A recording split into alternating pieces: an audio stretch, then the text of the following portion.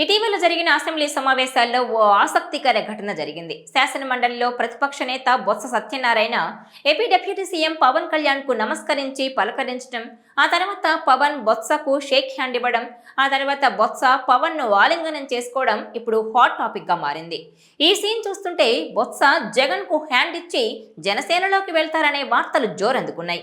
పవన్ తో బొత్స టచ్ లోనే ఉన్నారని, గాజు గ్లాస్ గూటికి చేరిపోవడం ఖాయమంటూ ప్రచారం జరుగుతోంది. అయితే బొత్స పార్టీ మారతారని, జనసేనలోకి వెళ్తారని ఎప్పటి నుంచో పెద్ద ఎత్తున వార్తలు వస్తూనే ఉన్నాయి. తాజాగా అసెంబ్లీ ప్రాంగణంలో పవన్ బొత్స ఆత్మీయ పలకరింపు, ఆలింగనం చూస్తుంటే బొత్స జనసేన వైపు చూస్తున్నారన్న వార్తలకు బలం చేకూరుతోంది. వారం రోజుల క్రితం అసెంబ్లీ వెలుపల పవన్ కారెక్కేందుకు వస్తుండడాన్ని చూసి వైసీపీకి చెందిన ఎమ్మెల్యే పెద్దిరెడ్డి రామచంద్రారెడ్డి, ఇతర వైసీపీ ఎమ్మెల్సీలు పక్కకు వెళ్లిపోయారు. అదే సమయంలో బొత్స సత్యనారాయణ ఎదురుగా నిలబడి పవన్ కు నమస్కారం పెట్టారు. బొత్స స్పందన చూసి పవన్ ఆయనకు ఎదురెళ్లారు. దీంతో బొత్స కూడా వెళ్లి ఆలింగనం చేసుకున్నారు. పవన్ బొత్స భుజంపై తట్టి మర్యాదపూర్వకంగా షేక్ హ్యాండ్ ఇచ్చారు. ఒకరినొకరు కొన్ని క్షణాల పాటు పలకరించుకొని, నవ్వుకొని ఎవరి దారిలో వారు వెళ్లిపోయారు. అయితే ఇటీవల ఈ వీడియో బాగా వైరల్ గా మారింది.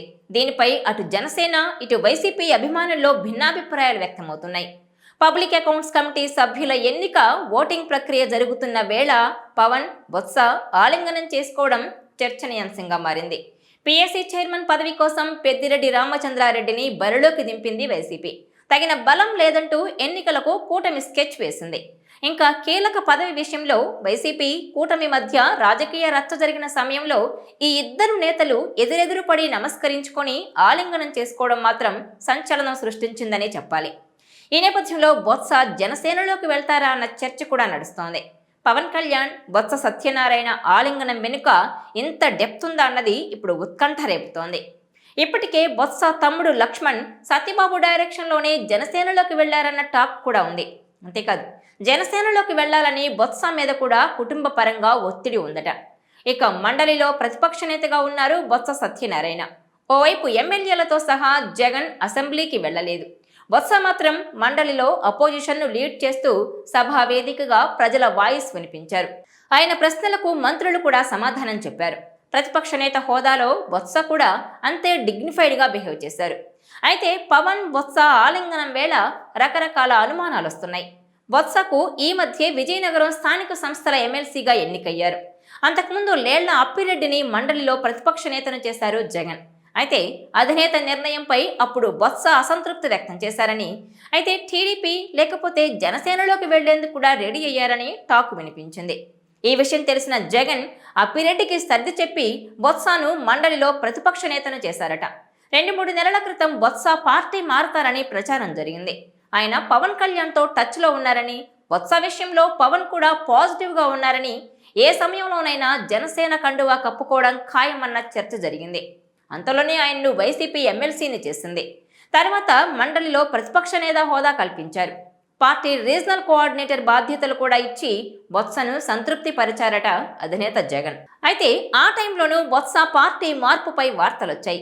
ఉత్తరాంధ్ర జిల్లాలకు ఇన్ఛార్జిగా మళ్లీ విజయసాయిరెడ్డిని తీసుకురావడం నచ్చక కొంతకాలం పార్టీకి దూరంగా ఉన్నారన్న ప్రచారం నడిచింది. స్వయంగా జగన్ బొత్స సొంత జిల్లాలో పర్యటించిన అధినేత వెంట ముఖ్య నాయకుడు లేకపోవడం చర్చనీయాంశంగా మారింది.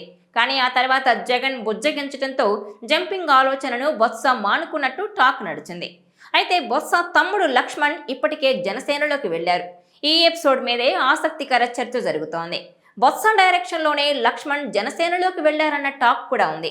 అంతేకాదు, జనసేనలోకి వెళ్లాలని బొత్స మీద కూడా కుటుంబ పరంగా ఒత్తిడి ఉందట. జనసేన లీడర్లు, క్యాడర్ కూడా ఆయన పార్టీలోకి వస్తే ఉత్తరాంధ్రలో తమకు ఎదురే ఉండదని భావిస్తున్నారట. బొత్సకు రాష్ట్ర వ్యాప్తంగా ఉన్న కాపు నేతలతో మంచి సంబంధాలున్నాయని, అవి తమకు ఎంతో ఉపయోగపడతాయని అనుకుంటున్నారట. రాజకీయాలు అటుంచితే పవన్, బొత్స కుటుంబాల మధ్య మంచి సంబంధాలున్నట్టు తెలుస్తోంది. సినీ ప్రొడ్యూసర్ బండ్ల గణేష్ అటు బొత్సకు, ఇటు పవన్ కళ్యాణ్ కు వీరభక్తుడు. ఇలా వీళ్ళిద్దరి మధ్య ఎప్పటి నుంచో రిలేషన్స్ ఉన్నాయని అంటున్నారు. చిరంజీవికైతే సన్నిహితంగా ఉంటారు బొత్స. ఈ రెండు కుటుంబాలు కాపు సామాజిక వర్గంలో బలమైన ఫ్యామిలీస్ కావడంతో మంచి సంబంధాలు కంటిన్యూ అవుతున్నట్టు తెలుస్తోంది. అందులో భాగంగానే పవన్ వస్తుండడాన్ని చూసి బొత్స నమస్కారం చేయడం, అది గమనించి పవన్ బొత్స దగ్గరకు రావడం, ఇద్దరు ఆలింగనం చేసుకోవడం జరిగిందంటున్నారు. అయితే పవన్ బొత్స ఆలింగనం వెనుక ఇప్పటికిప్పుడు పెద్ద స్టోరీ ఏం లేకపోయినా ఫ్యూచర్ పొలిటికల్ బంధం మాత్రం ఇంకా స్ట్రాంగ్ అయినట్లేనన్న టాక్ వినిపిస్తోంది. పవన్ బొత్స ఆప్యాయంగా మాట్లాడుకోవడం కర్టసీగానే చెప్తున్నా రాజకీయాలన్నాక భవిష్యత్తులో ఏదైనా జరగొచ్చంటున్నారు. పాలిటిక్స్లో శాశ్వత మిత్రులు, శాశ్వత శత్రువులు ఉండరన్నది ఎప్పుడూ గుర్తుంచుకోవాలంటున్నారు పొలిటికల్ అనలిస్టులు. అయితే బొత్స సత్యనారాయణ జనసేన ముఖ్య నేతలతో టచ్లో ఉన్నారని, ఇటీవలి కాలంలో పలుమార్లు పవన్ కళ్యాణ్తోనూ ఫోన్లో మాట్లాడారని వైసీపీ నిఘా వర్గాలు జగన్ దృష్టికి తీసుకెళ్లినట్టు సమాచారం. తాజాగా బొత్స సత్యనారాయణ అసెంబ్లీ ప్రాంగణంలో డిప్యూటీ సీఎం పవన్ కళ్యాణ్తో కరచాలనం చేసి ఆలింగనం చేసుకోవడంతో బొత్స వైసీపీకి గుడ్ బై చెప్పేయడం ఖాయమని ఆ పార్టీ నేతల్లోనే అంతర్గత చర్చలు మొదలయ్యాయి.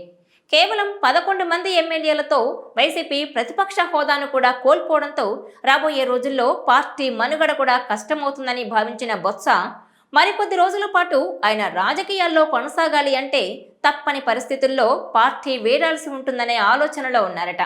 ఇలా పార్టీ మారాల్సి వస్తే జనసేన గూటికే ఆయన చేరుతారని, అందుకే పవన్ కళ్యాణ్తో తరచూ టచ్లో ఉంటున్నట్టు సమాచారం. అయితే ఇక బొత్స కుటుంబానిది ఉత్తరాంధ్ర రాజకీయాల్లో ప్రత్యేక స్థానం ఉంది. బొత్స సత్యనారాయణ ఏ పార్టీలో ఉన్నా కూడా ఆ కుటుంబానికి తగిన ప్రాధాన్యత ఉంటుంది. కుటుంబ సభ్యులకు అవసరమైన పదవులను దక్కించుకునేవారు. ఇటీవల జరిగిన సార్వత్రిక ఎన్నికల్లో సైతం తన కుటుంబానికి అధికంగానే ఎమ్మెల్యే, ఎంపీ టికెట్లు లభించాయి. బొత్స సత్యనారాయణతో పాటు ఆయన భార్యకు విశాఖ ఎంపీ టికెట్ ఇప్పించుకున్నారు. ఇక ఆయన ఇద్దరు సోదరులతో పాటు మేనల్లుడికి కూడా టికెట్లు దక్కించుకోగలిగారు.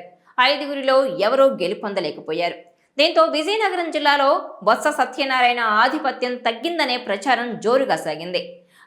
బొత్స సత్యనారాయణకు ఉత్తరాంధ్ర రాజకీయాలపై పట్టుండడంతో పాటు ఆర్థికంగా, సామాజికంగా ఆ ప్రాంతంలో బలమైన వ్యక్తి కావడంతో ఉమ్మడి విశాఖపట్నం జిల్లా స్థానిక సంస్థల ఎమ్మెల్సీ అభ్యర్థిగా వైసీపీ బొత్సాను ప్రకటించింది. టీడీపీ కూటమి నుంచి ఎవరూ పోటీ చేయకపోవడంతో ఆయన ఎమ్మెల్సీగా ఏకగ్రీవంగా ఎన్నికయ్యారు. విజయనగరం జిల్లాకు చెందిన వ్యక్తికి విశాఖపట్నం నుంచి ఎమ్మెల్సీ ఇవ్వడంపై పార్టీలో కొందరు నేతలు అసంతృప్తి వ్యక్తం చేశారు. అయినప్పటికీ వైసీపీ అధ్యక్షులు జగన్ బొత్సకు ప్రాధాన్యత ఇచ్చారు. అయితే ఆయన సోదరుడు లక్ష్మణ్ రావు జనసేనలో చేరిపోయారు. మొదటి నుంచి కుటుంబం మొత్తం ఒకే మాట మీద ఉంటుంది. బొత్స సత్యనారాయణ ఏది చెప్తే అదే ఫైనల్. కుటుంబ సభ్యులందరికీ రాజకీయ, వ్యాపార అవకాశాలు ఇప్పించడంలో బొత్స సత్యనారాయణ ముందు వరుసలో ఉండేవారు.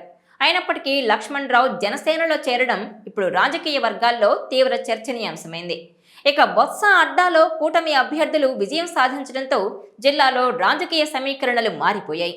బొత్స పార్టీలో యాక్టివ్గా ఉండేందుకు ఆయనకు జగన్ ఎమ్మెల్సీ పదవి ఇచ్చారు. అయినప్పటికీ బొత్స ఇటీవలి కాలంలో పెద్దగా కనిపించడం లేదు. అప్పుడప్పుడు మీడియా ముందుకొచ్చి మమ అనిపిస్తున్నారు. బొత్స సత్యనారాయణ తీరుతో క్షేత్రస్థాయిలో కార్యకర్తలు సైతం వైసీపీకి దూరంగా ఉంటూ వస్తున్నారు. ఇక ఇటీవల అసెంబ్లీ ప్రాంగణంలో బొత్స, పవన్ ఆత్మీయ ఆలింగనం చేసుకోవడంతో బొత్స త్వరలో వైసీపీకి గుడ్ బై చెప్పి జనసేన గూటికి చేరుతారా అన్నది ఇప్పుడు ఉత్కంఠ రేపుతోంది. ఈ వీడియో మీకు నచ్చినట్లయితే please share, like and subscribe R24 Telugu.